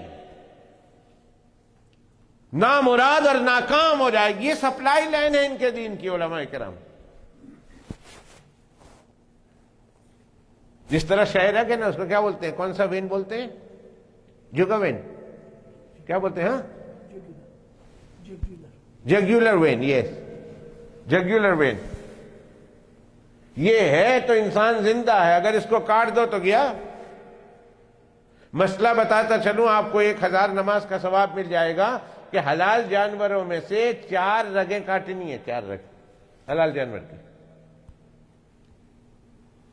اور اگر 4 رگ نہیں کٹی تو کم از کم 3 رگ کا کاٹنا تو ضروری ہے ہی ہے، ورنہ وہ جانور حلال نہیں ہے۔ حضرت مولانا محمد یونس حلیبی صاحب یہاں ہمارے درمیان تشریف فرما ہے، HMC کے چیئرمین، جو انگلینڈ میں حلال مانیٹرنگ کمیٹی ہے، اس حلال کمیٹی کے چیئرمین یہاں بیٹھے ہوئے ہیں۔ ان سے پوچھ کے دیکھیے کہ اگر 1 رگ کٹی ہے تو کیا جانور حلال ہو جاتا ہے؟ 4 رگوں کا کاٹنا ضروری ہے، اور اگر 4 نہیں تو کم از کم 3 رگیں تو کٹے ہی کٹے۔ وہ جی بھی چکن آ جاندی ہے جیڑی 1 رگ بھی نہیں کٹی ہوندی تے حلال دے نہ تھی۔ ہمارے گھروں میں کبھی کبھی وہ چکن بھی آ جاتی ہے جس کی 1 رگ بھی نہیں کٹی ہے اور حلال ہے، اس کے اوپر لکھا ہوا ہے حلال۔ ایک دفعہ کسی شاپ پہ میں گیا، وہ لے آیا، میں نے کہا 1 منٹ حاجی صاحب ذرا تکن دو، دیکھنے دیا تو گلا تو بالکل بھی نہیں کٹا، کوئی نشانی نہیں، گلا کٹا ہی نہیں ہے۔ میں نے کہا حاجی صاحب یہ چکن، نے کہا اونٹ کاٹ دینے، ہاں اونٹ کاٹ دینے، مری ہوئی مرغی اونٹ کاٹ دینے، ابھی کاٹ دیتے ہیں۔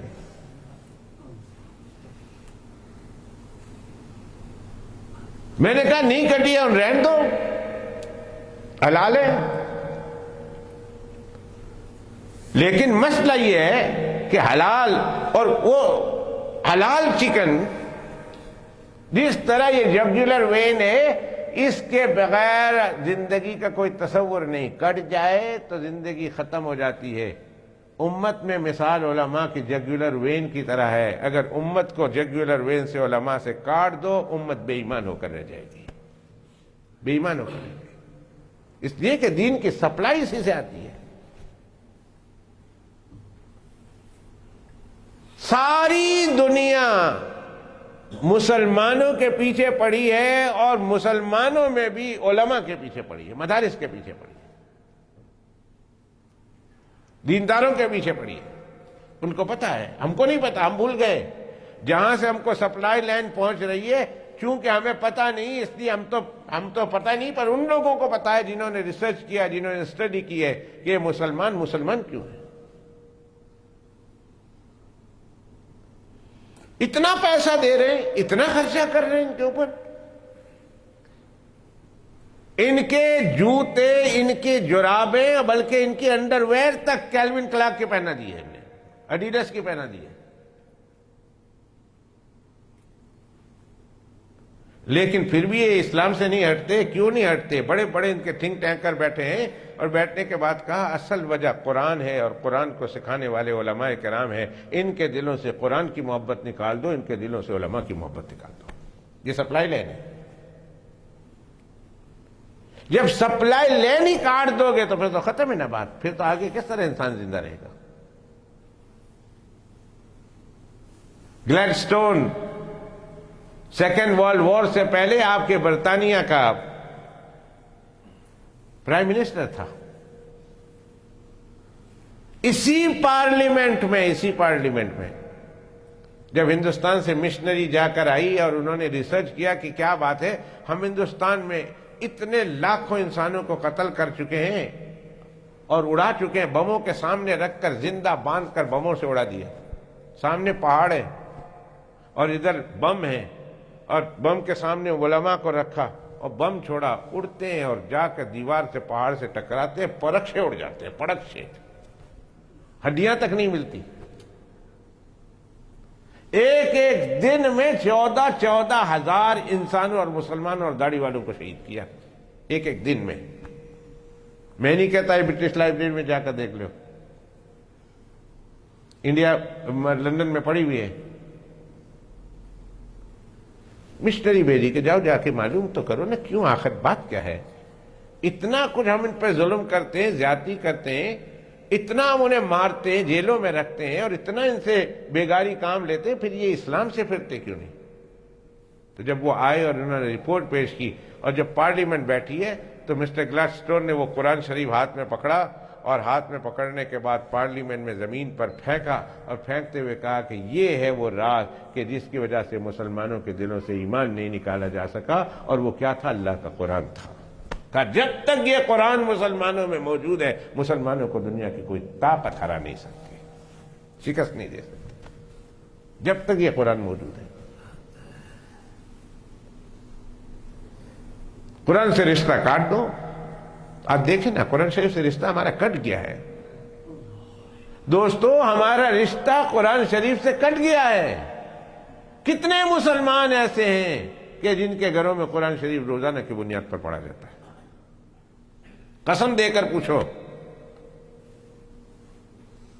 تو 8-8, 10-10 گھنٹے گھروں میں ٹی وی چل رہے ہیں، ڈرامے چل رہے ہیں، فلمیں چل رہی ہیں، انگلش فلمیں، اردو فلمیں، پنجابی فلمیں، بنگالی فلمیں، پشتو فلمیں، ایک ایک گھر میں چل رہی ہیں۔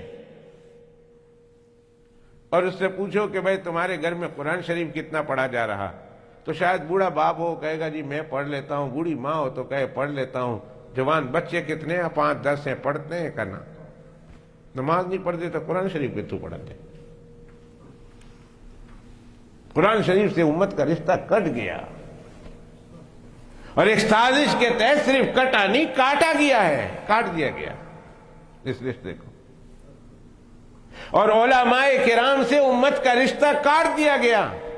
اتنی بکواسات کی گئی علماء کرام کے خلاف، اتنی بکواسات کی گئی کہ مسلمانوں کے دلوں میں نفرت بیٹھ گئی اپنے علماء کرام سے، وہ، اور پھر آخر میں آ کر ان کے ہاتھ میں دے دیا گیا انٹرنیٹ، اور انٹرنیٹ پہ سب کچھ ڈال دیا گیا۔ پتہ نہیں ڈالنے والا کون ہے، مسلمان ہے کہ کافر ہے، یہودی ہے کہ عیسائی ہے کہ ہندو ہے کہ سکھ ہے، پارسی ہے کہ مسلمان ہے، کون اللہ جانتا ہے۔ لکھا ہوا ہے مسٹر یوسف، پتہ نہیں کون مسٹر یوسف ہے، اور کہا غلط انفارمیشن ہے اس میں ڈال دو، اس کے اندر ڈال دی گئی ہے، اور مسلمانوں کو اس طریقے سے علماء سے بھی نکال دیا گیا۔ کیا لوڑ ہے علماء دی؟ ان تو مسٹر مفتی جو ہے .com ہے، علامہ انٹرنیٹ اور mufti.com لکھا اور ہم سوال لے لیں گے. علماء کی ضرورت کیا ہے؟ سب کچھ تو ہے اس میں. تبھی ہمارے ایک دوست کا خط آیا ہمارے نام کہ مولوی صاحب فلاں آدمی پی ایچ ڈی کر رہا ہے اور اسے فلاں مسئلے میں پی ایچ ڈی کرنی ہے، تو اس نے یہ کہا کہ میں انٹرنیٹ پر گیا ہوں، میں جانے سے پہلے تو ٹھیک ٹھاک تھا، لیکن جب انٹرنیٹ پر جا کر میں نے سرچ کیا تو میں کنفیوز ہو گیا. مجھے میرا ایمان ڈگمگانے لگا ہے، ایمان ڈگمگا گیا. کہیں پڑھتا ہوں تو قرآن شریف کی اتنی صورتیں، اور اسی کمپیوٹر پہ پڑھتا ہوں تو قرآن شریف کی اتنی صورتیں، اس کمپیوٹر پہ اس ویب سائٹ پہ پڑھا تو قرآن کے اتنے پارے، اور اس سائٹ پہ پڑھ رہا ہوں تو قرآن شریف کے اتنے پارے. کوئی کہتا ہے 30 پارے، کوئی کہتا ہے 40 پارے، کوئی کہتا ہے ہاف آف دا قرآن موجود ہے، کوئی کہتا ہے کوارٹر آف دا قرآن موجود ہے، کوئی کہتا ہے 10% آف دا قرآن موجود ہے، 90% چھپا ہوا ہے. یہ میں ابھی کی بات کر رہا ہوں، اور اس سے پہلے کی بات کرو. ہمارا بری کا بچہ آج بھی ہے، اب تو بچوں کا باپ ہو گیا ہے، اتنے بڑے بچے ہو گئے کہ شادی کے قابل ہو گئے. جب وہ ہمارے پاس تھا اور اس کو پی ایچ ڈی کر رہا تھا، اور وہ جو ہے اسٹڈی کر رہا تھا، اور اس نے کچھ کرنا تھا، تھیسس اس کو کیا کہتے ہیں، اس نے وہ کرنا تھا، اور پھر بعد میں کامیاب ہوا. بہت بڑا، اب میں پروفیشن اس کا بتاؤں گا تو شاید آپ لوگ پہچان جائیں گے. ابھی تو بہت بڑا پروفیشن ہے. وہ آیا میرے پاس اور کہنے لگا مولوی صاحب میں نے قرآن شریف پر میں نے پی ایچ ڈی لینی تھی، تو میں نے اس کے بارے میں اسٹڈی کی ہے، تو میرا تو ایمان ڈگمگا گیا. I'm thinking whether I'm a Muslim اور ناٹ، آئی ایم اسٹل مسلمان اور ناٹ. اس وقت اس نے کہا تھا. اب یہ لڑکا تھرو کسی مولانا کے مجھے لکھتا ہے کہ مولوی صاحب اتنا میں کنفیوز ہو گیا ہوں کہ بہتر تھا میں سبجیکٹ کو نہ ہاتھ لگاتا اور ٹچ نہ کرتا، اس لیے کہ میرا ایمان ڈاواڈول ہونے لگا. کیا معلوم کیا صحیح ہے کیا غلط ہے، اس لیے کہ انٹرنیٹ پہ یہ بھی ہے، انٹرنیٹ پہ یہ بھی ہے، انٹرنیٹ پہ یہ بھی ہے. میں نے اسے کہا، میں نے کہا اللہ کا شکر ادا کر کہ اللہ نے بچپن میں تمہیں کم از کم کسی عالم کے ساتھ وابستہ رکھا ہے جس نے تم کو اتنی موٹی موٹی تعلیم دی ہے کہ آج تم جب غیر کی بات سنتے ہو تو تمہیں تجسس ہوتا ہے، تمہیں ڈاؤٹ ہوتا ہے، تمہیں کھٹکا لگ جاتا ہے کہ پتہ نہیں یہ صحیح ہے یا یہ صحیح ہے. اللہ نے کسی اچھے عالم کے ساتھ تمہیں وابستگی نصیب فرمائی تھی، اس پر اللہ کا شکر کر. 2 رکعت نماز پڑھ سونے سے پہلے اللہ سے اپنے ایمان کی حفاظت کا سوال کر، اور پھر آ جانا میرے پاس،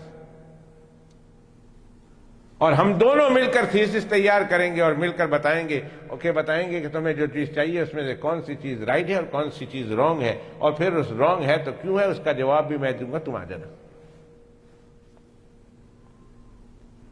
ہمارے بچوں کے قلوب سے ایمان کو کاٹنے کی جو بڑی کوشش ہے کہ ان کو قرآن سے کاٹ دو، اللہ سے کٹ جائیں گے. ان کو جناب رسول اللہ صلی اللہ علیہ وسلم سے کاٹ دو، عشق مصطفیٰ ختم ہو جائے گا. ان کو علماء سے کاٹ دو، دین سے ختم ہو جائیں گے. بڑی سازش ہے. اور ایک بات کرتے ہوئے چلوں، 10-15 منٹ ہی میرے پاس رہ گئے ہیں، بات کرتے کرتے چلوں کہ قادیانیوں کی یہ سب سے بڑی ترتیب ہے. غیر مسلموں میں تو ہے یہ، اور سو کال مسلمان کہلانے والے وہ جب بھی زبان کھولتے ہیں تو سب سے پہلے مولوی پر گالی نکالتے ہیں. سب سے پہلے ان کی زبان پر مولوی ایسے، مولوی ایسے، مولوی ایسے، مولوی ایسے، مولوی ایسے، مولوی ایسے. امت کا یہ رشتہ کاٹ دو تاکہ بے ایمان ہو جائے. اس کو کیا بولتے ہیں؟ Jugular when. امت کا رشتہ ان کے علماء کے ساتھ ایسا ہے جیسے بدن کا رشتہ اس وین کے ساتھ، شہرک کے ساتھ. یہ کٹ گئی یا کاٹ دی گئی، بندہ ختم. علماء سے امت کٹ گئی، ایمان سے گیا. اللہ ہمیشہ ہمیشہ ہمیشہ ہمیشہ مرتے دم تک ہمیں علماء کے ساتھ وابستہ رکھے، ہمیشہ ہمیشہ. اس آدمی کو دانا مت ڈالو، اس آدمی کی طرف توجہ مت کرو جو تمہیں اپنے عالموں سے کاٹ دے. اسے کہو، اس کو دیکھ کر کہو لعنت اللہ، اللہ کی لعنت ہو تم پر. میں تمہاری بات دیکھنا نہیں چاہتا، میں تمہاری شکل نہیں دیکھنا چاہتا. جو عالم سے ہم کو کاٹ دے؟ بھائی دین کے مین سپلائر تو یہ ہیں. اللہ فرمائیں گے چلو اب بات کرو نا، تمہیں میں نے بلایا اپنی دعوت میں، دعوت سے بات چلی تھی نا، اور یہ بات میں نے کہاں سے نکالی وہ بھی آپ کو یاد ہونی چاہیے. کہ اللہ سبحانہ و تعالیٰ فرمائیں گے بھائی میں نے اپنے لوگوں کو دعوت کے لیے بلایا ہے، دعوت میں آ گئے، تم نے کیا کھلایا؟ کہا پہلے فروٹ کھلایا، پھر کیا پلایا؟ جوس پلایا، پھر کیا کیا؟ پھر کھانا کھلایا، پھر کیا کیا؟ پھر ان کو کپڑے دیے، اور پھر کیا کیا؟ پھر ان کو عطر دیا، اور اب کیا کہتے بس ہے؟ کہا نہیں میں دینا چاہتا ہوں. ان کو کہو میں دینا چاہتا ہوں، تمہاری تو بس ہو گئی پر میری بس نہیں، میں کچھ کرنا چاہتا ہوں اور مانگو، اور کیا چاہیے تمہیں؟ وہ کہیں گے اللہ تعالیٰ اجازت دے کہ ہم ذرا اپنے علماء سے بات کر لیں، میرے کول نہ آئیو، میں عالم نہیں، اسی نہ کول جاؤں گے، اسی نہ کول جاؤں گے، اسی نہ کول جاؤں گے، علماء کے پاس ہم جائیں گے، ہم سب جائیں گے علماء کے پاس، اپنے اپنے عالموں کے پاس، بڑے بڑے لوگوں کے پاس. سولجا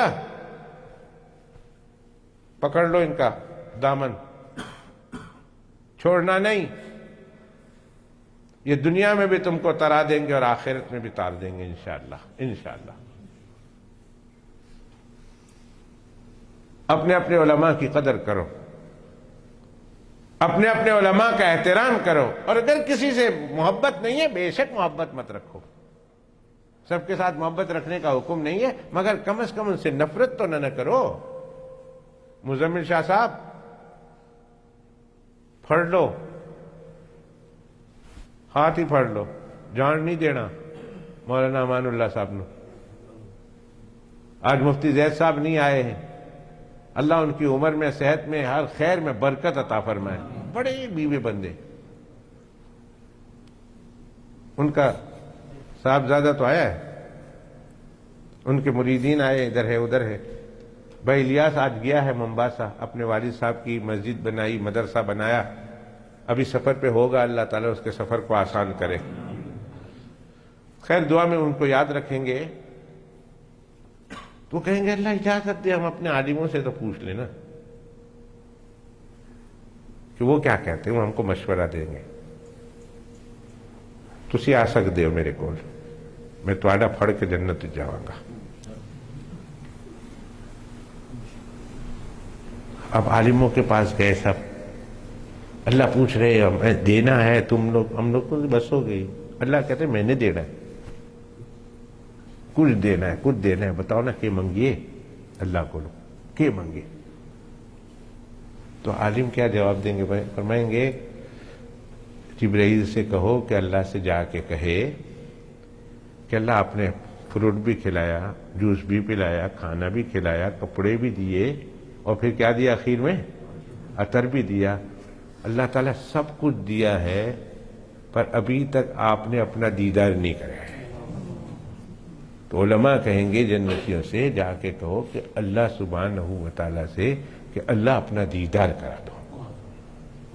آج تم آئے، آپ کا مہمان بن کے آئے نا، آپ تو میزبان ہیں. وہ کس طرح کا مہمان ہے جڑا کن دے پیچھے چھپ کے کھلا دے؟ کھانا تو کھا لیا ہے پر مہمان کو دیکھے نا، وہ دعوت تھوڑی ہے. بھائی یہ دعوت تھوڑی ہے کہ جو ہے کھانا آ گئے کھلا دو اور مہمان بیڈ روم میں بیٹھا ہوا ہے، میزبان نیچے ہی نہیں اترتا، کھا لیا نہ جاؤ. پھر کہو جی دعوت ہے؟ بندے دے پتر آگن کام ہی کوئی نہیں نہ کیتا ہی نے، ملے ہی کوئی نہیں. ہم تو ایسی دعوت کو قبول ہی نہیں کرتے نا دنیا میں بھی. کار وچ بیٹھا ہوئے تو ملے نہ کہ کھا دیا نہ جاؤ نہ، اسی نہیں جائیں گے، انہوں نے مل کے جائیں گے، انہوں نے بلاؤ تھوڑی دیر واسطے. ہم تو مل کے جاتے ہیں.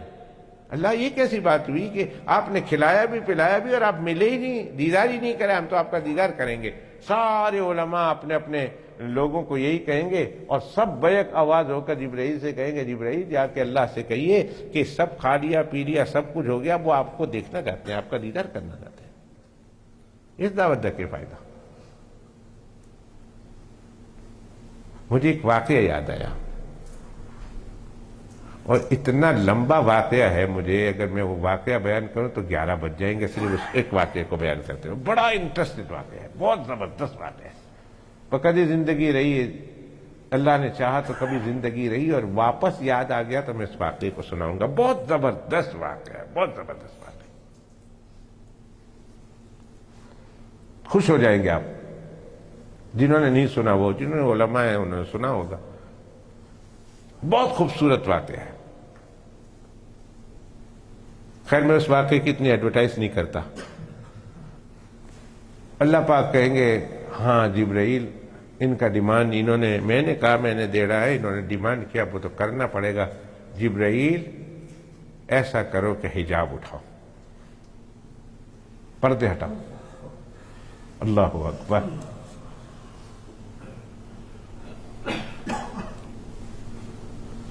اللہ اکبر. اللہ فرمائیں گے ہاں ہاں میں کیوں نہ دیدار کراؤں، آئے میرے مہمان بن کے، میں دیدار کراتا ہوں. جبرائیل پردے اٹھاؤ.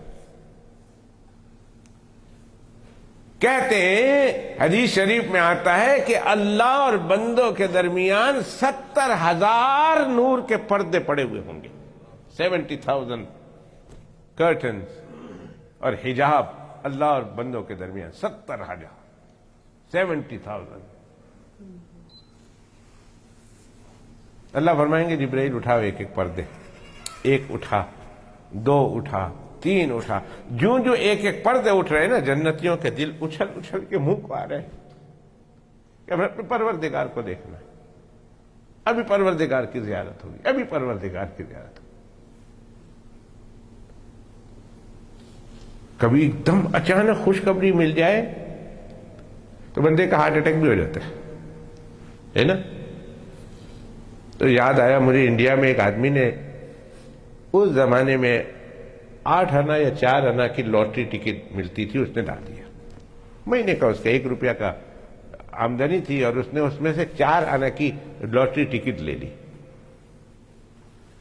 لاٹری ٹکٹ تو لے لی بس اس کی 10,000 کی کھل گئی. اس زمانے میں 10,000 کی لا آف منی. اب اس کے گھر میں خط آیا کہ تمہارا یہ پتہ ہے، اس پتے پر تم نے یہ لاٹری خریدی ہے اور اس کا 10,000 نکلا ہے. مالک کے ہاتھ میں، وہ تو نوکر تھا گھر میں، تو مالک کے ہاتھ میں وہ لیٹر آیا. اس نے بلایا نوکر کو، ادھر آ، تم نے لاٹری ڈالی ہے؟ اس نے کہا جی ڈالی ہے. تو ایڈا کدا وڈا ہو گیا لاٹری پانا. کل روپیہ ملتا ہے مہینے میں، تمہارا باپ ہے، تمہاری ماں ہے، تمہاری بہنیں ہیں، تمہاری بیٹیاں ہیں، تمہارے بیویاں ہیں، یہ ہے وہ ہے، ان سب کو تم نے کھلانا ہے پلانا ہے اور ان کے لیے کام کر رہے ہو، اور تو ہے 25 پیری تم نے لاٹری میں ڈال دی. کیوں ڈالی؟ غصہ کیا اور اٹھایا ڈنڈا اور مارا. اور اتنا مارا بیچارے کو، اتنا مارا اتنا مارا اتنا مارا، بدن نیل و نیل کر دیتا، نیل و نیل پا گئے. وہ نیچے لیٹ کر کہہ رہا بس قدم، ہمیں آئندہ نہیں پاؤں گا، آئندہ نہیں پاؤں گا، آئندہ نہیں پاؤں گا. رو رہا. میں نے کہا آئندہ پائے گا کہ نہیں؟ آ کر جا، میں تینوں خوشخبری دینا کہ تیری 10,000 کی لاٹری نکلی ہے. وہ بہ گیا، لیٹا لیٹا ہاں کرتا کرتا بہ گیا. نہیں تسی مذاق کر دو کہ میں سچ بولنا. میں نے کہا پھر یہ لاٹری نکلی ہے 10,000 کی تو آپ نے مجھے مارا کیوں؟ کہا میں تمہیں اگر ایسی خوشخبری دے دیتا تو تیرا ہارٹ اٹیک ہو جانا تھا. مار کے پہلے تینوں ڈاؤن کیتا، پھر تینوں خبر دیتی تاکہ لیول بھی چاہ جاؤ تو ہارٹ اٹیک نہ ہوئے.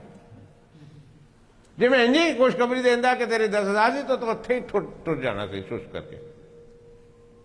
ایسے ہی ہوتا ہے. ایک ایک پردے اٹھ رہے ہیں اور مومن ہے کہ اس کا دل اچھل اچھل کر اس کے منہ پہ آ رہا کہ ہم نے اپنے اللہ کو دیکھنا ہے، اللہ کو دیکھنا ہے، اللہ کا دیدار کرنا ہے.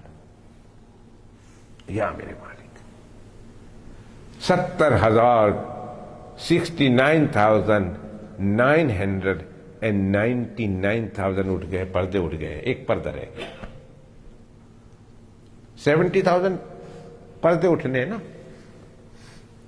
69,999 اٹھ گئے، اب ایک ہی رہ گیا. اب سب ٹٹکی باندھ کے اس طرف جہاں سے پردے اٹھ رہے ہیں سب اس طرف دیکھ رہے ہیں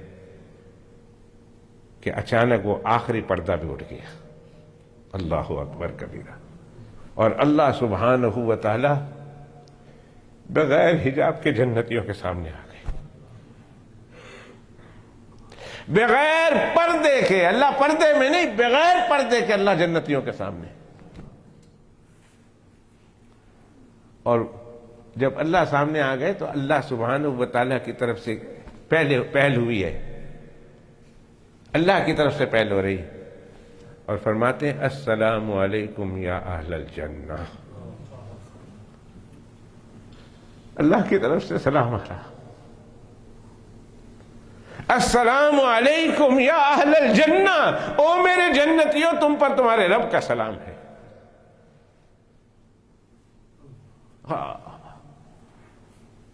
سلام قولا من رب الرحیم قرآن مجید میں ہے نا، یاسین شریف میں، سلام قولا من رب الرحیم.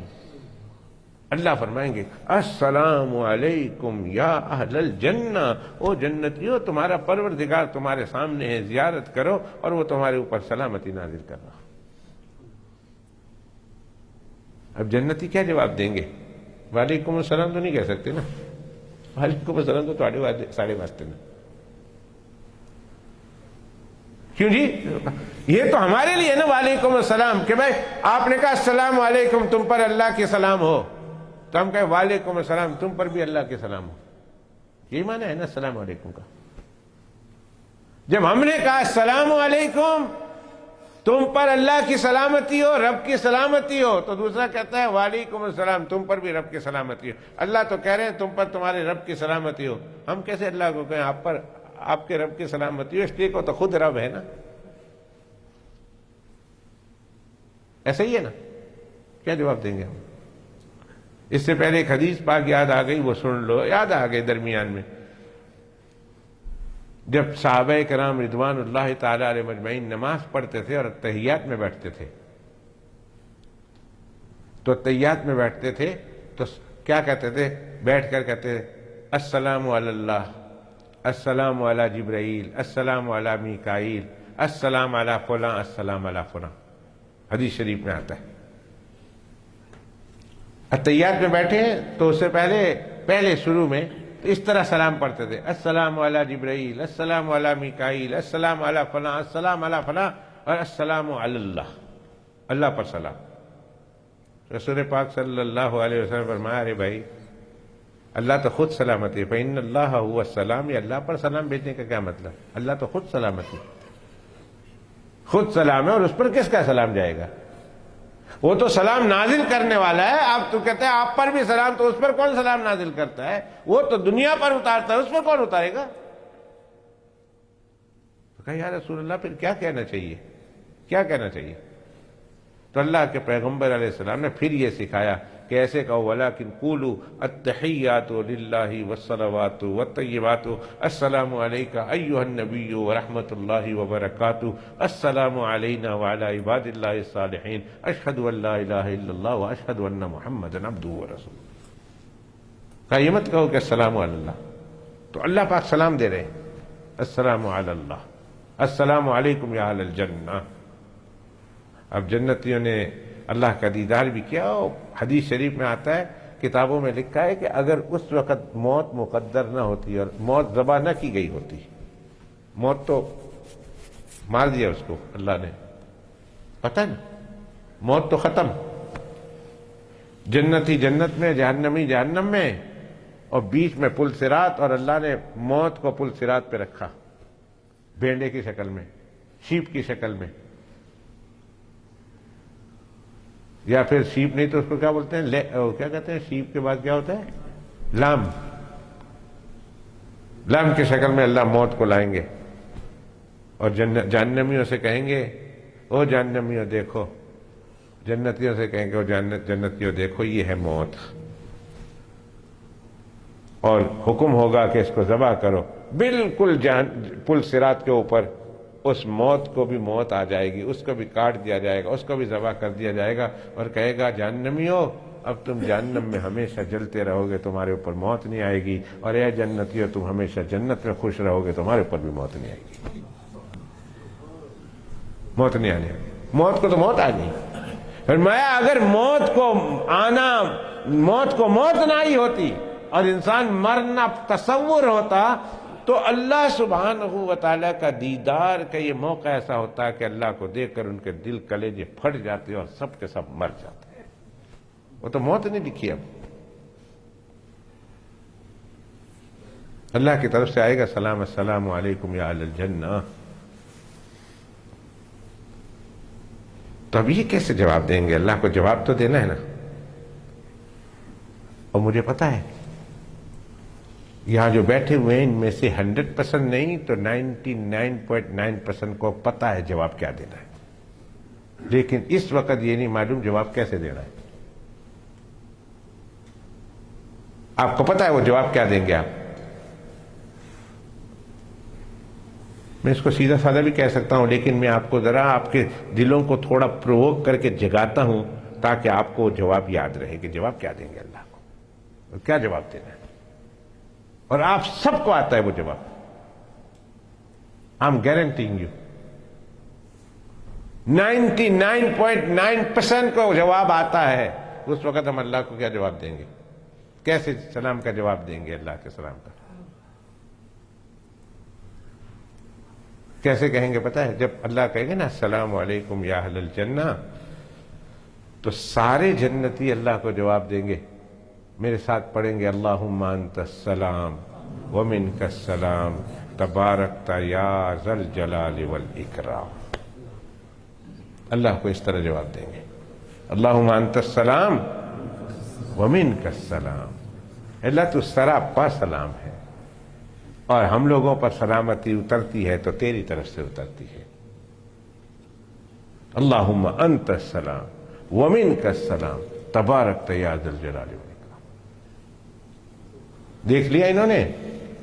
دیکھ لیا. اب پردے گرا دو. اب جب پردے گر گئے اب تو تم جا سکتے ہو, گھر جا سکتے ہو. اب جنتی جب راستے سے لوٹ رہے ہوں گے نا تو آپس میں بات کریں گے, گھر جا کے اپنی بیویوں کو چھیڑیں گے ہم لوگ تک کو کہ کھا کے آئینے سے.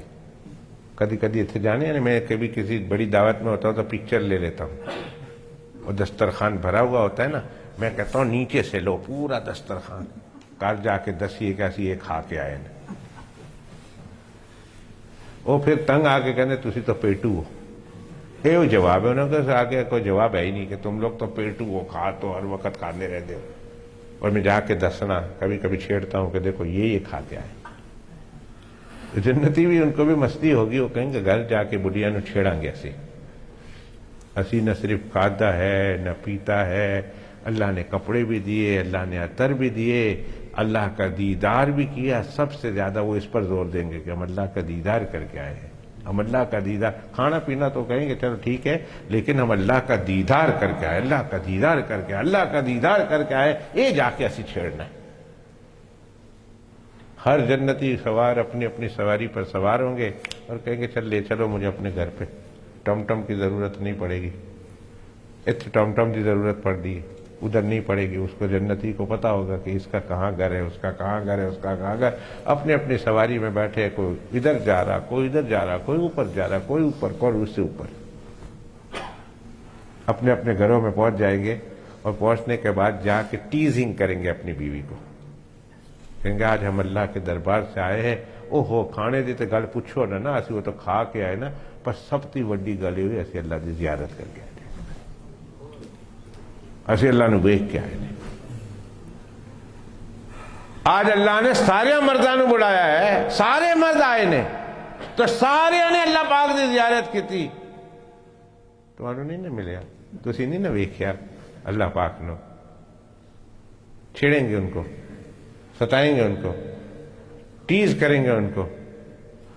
اور جو کہیں گے نا, میں کہوں گا اپنی بڈھی نو جا کے, تو ساڈے صوفی صاحب نے جا کے اپنی بڈھی نو کہنا ہے کہ اسی ویکھ کے آئے نے اللہ پاک نو, ٹیز کریں گے. کہا چپ کر, بڑا ٹیز کرنے آ جائے گا, چپ کرو, سانو کی ٹیز کر دو. کیوں بڑے کانفیڈنس ہو کے بات کر رہے ہو, ٹیزنگ ہم کو مت کرو.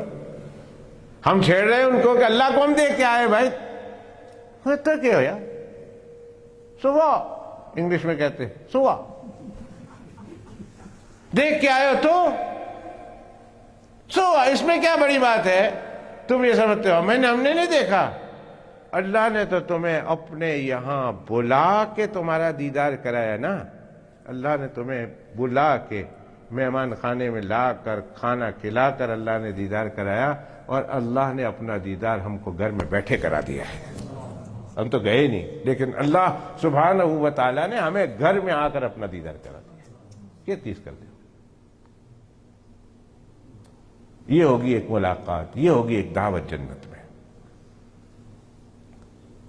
اللہ تعالیٰ سے دعا ہے. میں بات بہت دور چلا گیا، اب میں اپنے موضوع کی طرف جاؤں تو بھی واپس نہیں پہنچ سکتا. انشاءاللہ اللہ نے چاہا تو جہاں سے چھوڑا اگلے ہفتے شروع کروں گا.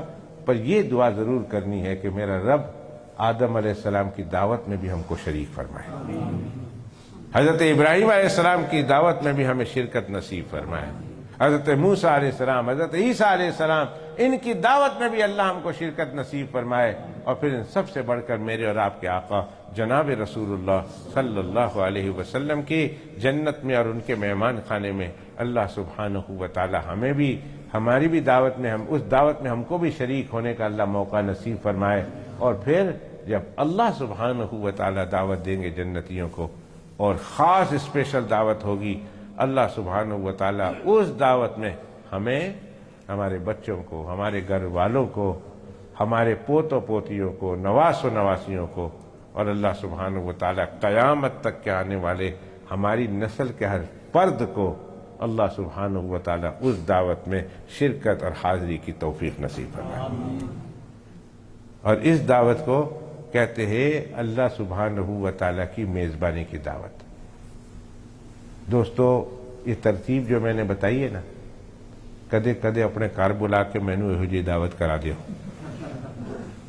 پہلے بلا کے فروٹ کھلانا، پھر جوس پلانا، پھر کھانا کھلانا، پھر ایک آدھ جوڑا کپڑا دے دینا،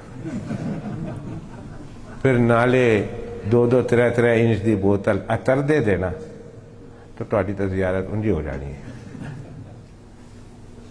اس کو کہتے ہیں جنتیوں کی دعوت.